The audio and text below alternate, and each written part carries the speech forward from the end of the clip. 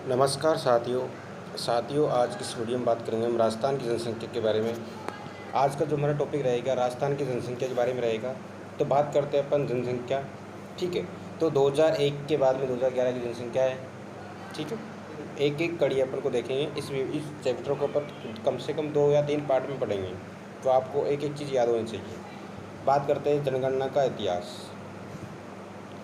प्राचीन काल अर्थशास्त्र चाणक्य मौर्य काल, यानी कि प्राचीन काल में मौर्यकालीन जनगणना हुई थी। मध्यकाल में आइन अकबरी अबुल फजल के द्वारा मुगल काल की जो जनगणना रही थी। जो आधुनिक काल की जनगणना है, आधुनिक काल की जनगणना की बात करें तो आधुनिक काल की जनगणना 1872 में लॉर्ड मेयो द्वारा आधुनिक जनगणना की शुरुआत की गई थी।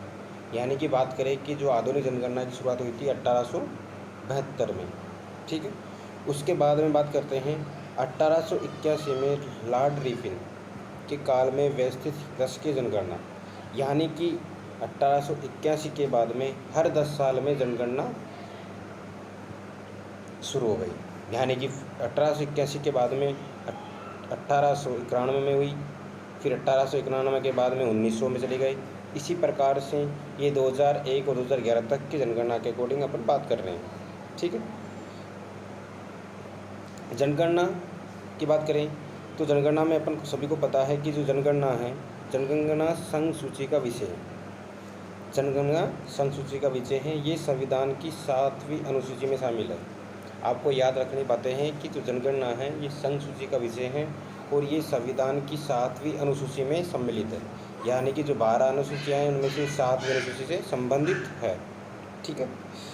बात करते हैं 1948 में जनगणना अधिनियम पारित किया गया था। यानी कि 1948 में जनसंख्या जनगणना अधिनियम पारित किया गया था। राष्ट्रीय जनसंख्या आयोग का गठन 1993 में किया गया था, 1993 में किया गया था। जनगणना गृह मंत्रालय के जनगणना विभाग द्वारा कराई जाती है। यानी कि बात करें कि जो जनगणना होती है ये गृह मंत्रालय के विभाग के द्वारा कराई जाती है। इस वीडियो में हम आगे बात करते हैं 2011 की जनगणना, ठीक है। 2011 की जनगणना क्रमानुसार तो देखिए, यानी कि अगर अपन 1872 से देखेंगे तो क्रम से देखेंगे तो ये 15वीं जनगणना है। और हर 10 साल के गैप में जो जनगणना हुई है उसके अकॉर्डिंग अपन देखें तो ये 10 की जनगणना यानी कि 14वें नंबर की जनगणना है। और अगर 1947 के बाद की देखें, यानी कि स्वतंत्रता के बाद की देखें तो ये 7वीं जनगणना है, ठीक है। तो आपको ऐसे याद रखना है कि क्रमानुसार 15वें नंबर पर है, 10 की जनगणना 14वें नंबर पे है और स्वतंत्रता के बाद में 7वें नंबर पर है। 21वीं शताब्दी की जनगणना की बात करें तो ये दूसरे स्थान पर है, 21वीं शताब्दी की दूसरे स्थान पर। 15वीं जनगणना में बजट की बात की, जब 15वीं जनगणना हुई थी उस समय जो बजट था वह 2200 करोड़ रुपए की बात थी। प्रति व्यक्ति लागत थी 18.19 रुपये, यानी कि एक व्यक्ति पर 18.19 रुपये की लागत थी।